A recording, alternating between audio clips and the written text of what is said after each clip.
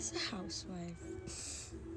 So today is 5:44 a.m. na.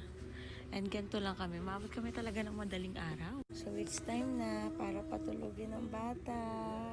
Diba? Mag-start ang aming may langot ka pa. Ba yun? Mag-start ang araw namin sa pagtulog niya. Simula kagabi ng mga bandang hapon actually kasi natulog siya ng hapon. Power nap niya lang yun. Nagising na kasi siya ng mga bandang 12 ng lunch kahapon. So ngayon pa lang siya makakatulog ng as in tulog talaga. Sleep na. Sleep ka na ha. Banitit yan. Ngayon ay 6:13 a.m. na. At ako'y gising pa. Pero yung anak ko tulog na. Ano siya? Sleep na siya.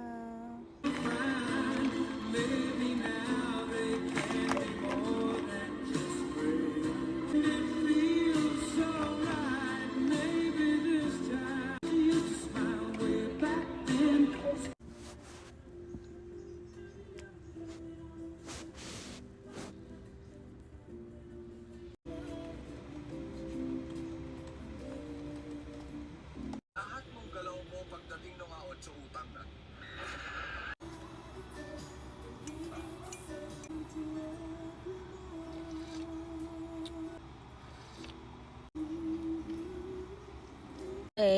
Anong oras na ngayon? Kakagising ko lang, tas ko lang din kumain. 9:35 p.m. July 10, Friday. So, si Keyon, nagising siya ng bandang hapon. Ako tulog na ako noon. So, inasikaso siya ni Mami dahil wala siyang pasok. Nandito siya. Hello? Kiss Mama. So, yan na, 12:30 in the morning or in the midnight ng July 11, Saturday. After maligo, nag-ML. Tapos yung baby ko natutulog. Nap time niya lang yan. So, ayan, natutulog siya. Nap time niya lang yan. So, baka gising siya ng mga 3 or 4 a.m.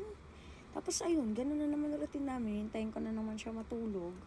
Tapos, ganun ulit gagawin ko. Inom ng gatas or kakain. Tapos, papatay oras, titignan ko kung ano oras ako makakatulog. Tapos ayun na. Ayun na yung whole day ko. Update ko kayo mamaya kung ano mangyayari ng madaling araw pag gising na siya. Okay. Time check. 1:10 a.m. So, usually ang ginagawa ko pag tulog na yung anak ko sa madaling araw, syempre, aasikasuhin ko yung gatas niya. So, papakita ko sa inyo kung paano ako nagtatakal. So, ayan, nagkalat-kalat na. Pero dahil patapos na ako, re-refillan ko muna siya. Okay, sasagarin ko muna to. So, normally kasi hawak ko siya pag nagtatakal. Pero dahil ipapakita ko sa inyo, sige, pahirapan natin yung sarili ko.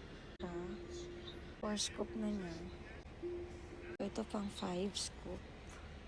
So, ano siya? Sa isang ganto is meron siyang 7 scoop. So, ang isang bote niya meron siyang 7 ohms. Ito ganun.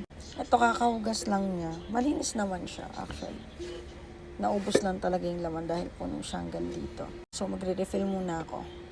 Lalagyan ko lang siya ng pumuang package ng Nido. So, Nido na siya dati, siya S26. Pero dahil dapat hindi ko siya sinasani sa mga mamahalin dahil hindi tayo mayaman, nag-Nido na siya.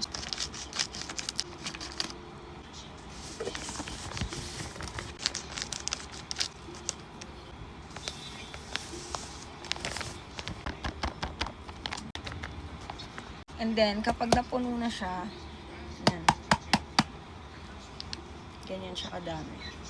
Anyway, papakita ko sa inyo mamaya kung anong klaseng Nido yung pinapainom ko sa kanya. Itutuloy ko lang yung refill dito. Ayan, gumaganyan siya sa unahan. Ginaganyan ko siya para bumaba. 7. Ay, ano ba yun? 7. Para pag kinuha ko, hindi siya matapon. And then, after ko siyang makuha na ng gatas, nililinis ko palabas yung mga tira-tira. Kasi baka bigas. Sayang naman. Okay. Pindot siya.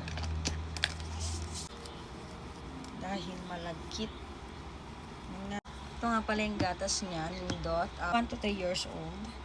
So, meron siya sa loob. Meron siyang 2 box na tig 2 kilogram. Yan, nagising ka na. 45 a.m. So, ayun na. Back to routine na. Mag-5.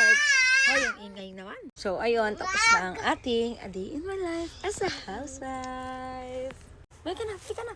Bye ka na sa kanila. Bye-bye!